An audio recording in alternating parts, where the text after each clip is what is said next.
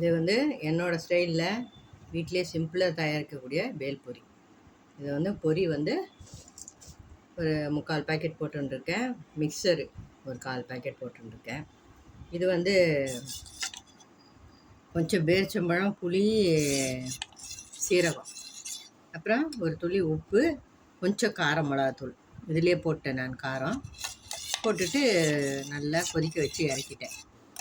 இது வேணுன்றவங்க கொஞ்சம் முன்னாடியே வந்து வடிகட்டி எடுத்துக்கலாம். நான் வடிகட்டலை, ஏன்னா எல்லாமே வந்து புளி வந்து சீட்லெஸ் அப்படியே வேஸ்ட்டு மாற்றி அப்படியே போட்டு இது பண்ணிட்டேன். இந்த மாதிரி பண்ணி நல்லா கொதிக்க வச்சு சுண்டை எடுத்துக்கணும். எடுத்துட்டா நான் நல்லா ஆறினோன்னே கொஞ்சம் கெட்டியாகிடும். அப்புறம் வந்து அதுக்கு பொடியாக நறுக்கின வெங்காயம், கொஞ்சம் பொடியாக நறுக்கின தக்காளி, கொத்தமல்லி இதெல்லாம் சேர்த்து கலரிட வேண்டியதுதான். இப்போ வந்து போட்டுக்கலாம். இது கூட வந்து ஆம்ச்சூர் பவுடர் கொஞ்சம், அப்புறம் வந்து சாட் மசாலா கொஞ்சம் ஆட் பண்ணிக்கோங்க. கடைசியில் வந்து அந்த இதை சேர்க்கணும், புளிக்காய்.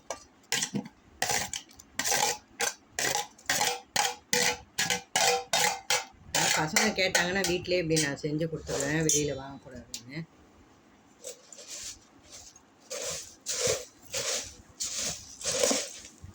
இதை கலந்துக்கலாம். உங்களுக்கு அந்த க்ரீன் மசாலா வேணும்னா கொத்தமல்லி, கொஞ்சம் புதினா, பச்சை மிளகா, கொஞ்சம் புளி, உப்பு வச்சு அரைச்சிக்கணும். அரைச்சிக்கிட்டு அது பச்சை மசாலா ஊற்றிக்கலாம். நான் இன்றைக்கி அது பண்ணல, வெறும் வந்து இந்த புளி இது மட்டும் பண்ணேன். இப்போ வந்து அதை போட்டுக்கலாம்.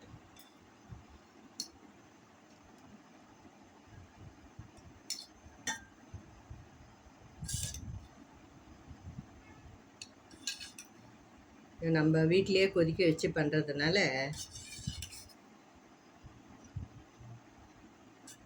உடம்புக்கு நல்லது. இது எவ்வளோ தேவையோ நீங்கள் போட்டுக்கலாம். நம்ம தனியாக சர்வ் பண்ண பிறகு கூட தேவையானா போட்டுக்கலாம். இந்த மசாலாவும் போட்டுக்கலாம், பச்சை மசாலா எடுத்தால் அதுவும் போட்டுக்கலாம். சூப்பராக என்னோடய ஸ்டைலில் பேல்பூரி ரெடி ஆகிடுச்சு. இதை அப்படியே கலக்கி சர்வ் பண்ண வேண்டியதுதான். இதை வந்து கொஞ்சம் கேரட் திருவி போட்டுக்கலாம், அது உங்கள் விருப்பம்தான்.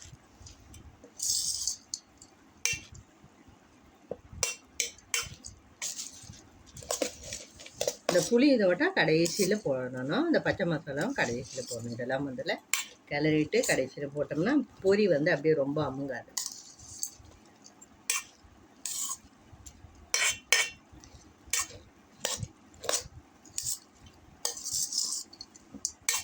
சூப்பரான பேல்பூரி தயாராகிடுச்சு.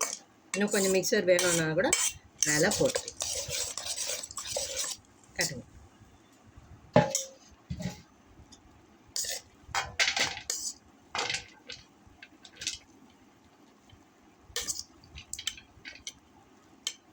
இது வந்து நல்லா நிறைய வரும்.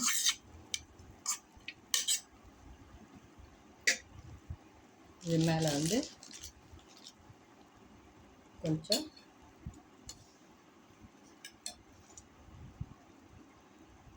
இந்த இது ஊற்றிக்க வேண்டியதான் சேர்த்து சாப்பிட்றதுக்கு.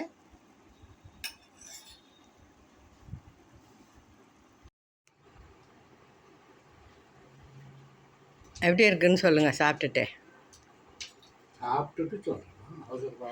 அவசரப்படலை நான், நீங்கள் சொல்லுங்கள்.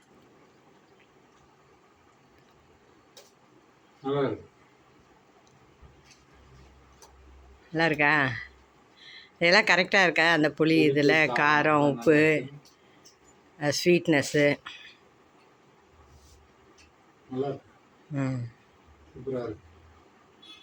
நல்லா இருக்குன்னு சொல்லிட்டாரு எங்கள் ஹஸ்பண்டு. நீங்கள் வந்து இதே மாதிரி செய்து பாருங்கள்.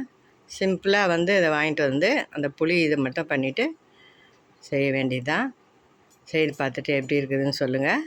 தேங்க்ஸ் ஃபார் வாட்சிங்.